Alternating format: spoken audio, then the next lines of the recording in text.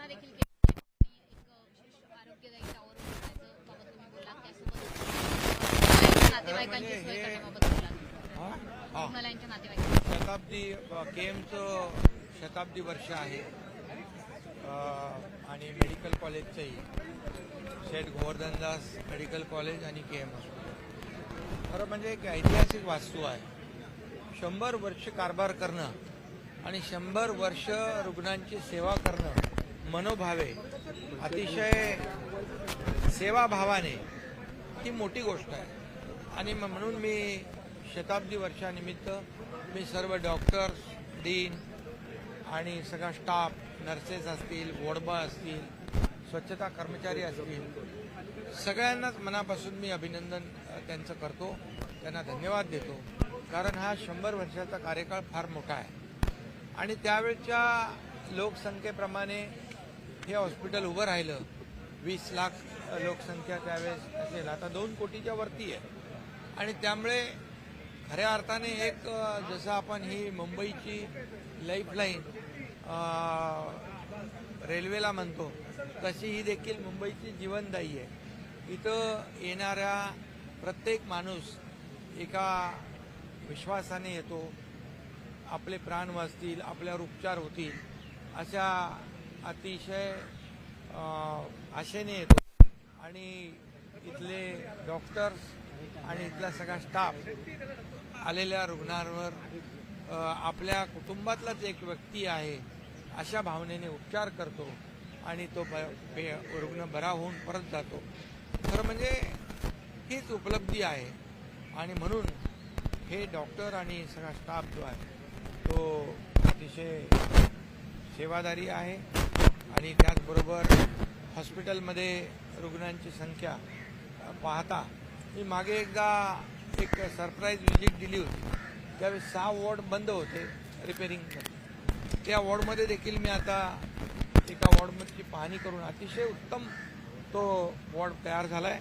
असे 6 वॉर्ड पूर्णपणे सगळ्या सोयी सुविधांयुक्त तयार झाले. त्यामुळे पेशंटची संख्या आता आणखी यांना जास्त पेशंट स्वीकारता येतील. परंतु यामुळे हा जो काही ताण आहे, या हॉस्पिटलवरचा लोड आहे, तो कमी करण्यासाठी आणखी एका इमारतीची आवश्यकता आहे. त्यामुळे आयुष्मान शताब्दी टॉवर या ठिकाणी उभा करण्याच्या मी सूचना आयुक्तांना दिलेल्या आहेत आणि त्याप्रमाणे त्याचं काम सुरू होऊन जाईल आणि जवळपास 1001 पेशंटना त्याचा लाभ मिळेल. आणि त्याचबरोबर नातेवाईकांची जी काही गैरसोय होते आहे त्या नातेवाईकांसाठी देखील थांबण्याची एक जागा निर्माण करण्याचं देखील या ठिकाणी सूचना केली आहे.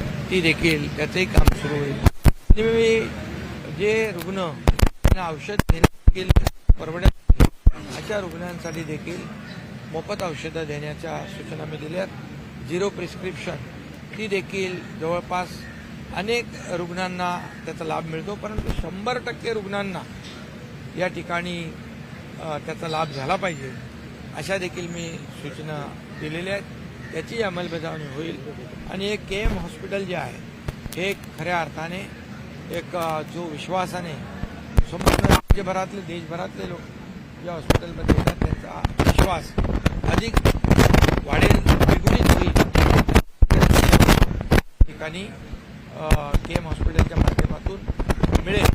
आणि जे मेडिकल कॉलेज आहे या मेडिकल कॉलेजच्या माध्यमातून देखील अनेक डॉक्टर, तज्ज्ञ डॉक्टर विविध क्षेत्रात आज काम करत आहेत, रुग्णांना सेवा देत आहेत. आणि म्हणून या संस्थेला काही कमी पडणार नाही. मुंबई महापालिका आहे, राज्य सरकार आहे, यामध्ये कुठेही काही कमी पडणार नाही. जेव्हा जेव्हा आवश्यकता भासेल तेव्हा तेव्हा राज्य सरकार आणि मुंबई कॉर्पोरेशन या संस्थेच्या मागे उभी राहील. साहेब, तुम्ही म्हणालात की मी ऑपरेशन करतो डॉक्टर नसलो तरी. येणाऱ्या काळात पुन्हा ऑपरेशन करण्याचा काही मानस आहे का? कारण उदय सामंत म्हणले की मराठा आणि काँग्रेस पुन्हा एक आहे आणि अनेकांचे प्रवेश तुमच्याकडे भेटून गेले विद्यमान. याचा अर्थ फक्त राजकीय का काढता? राजकीय ऑपरेशन आहे का? तसा रुग्ण मिळालाय का तुम्हाला? तुम्हाला जेव्हा रुग्ण मिळेल तेव्हा सांगू, तुम्हाला कल्पना देऊ. मी आज काय जास्त झाल्या त्या बाबतीत आज तुम्ही स्पष्ट केलं की लाडकी बहीण योजना ही संकल्पना माझी होती. अरे बाबा, मुख्यमंत्री मी होतो.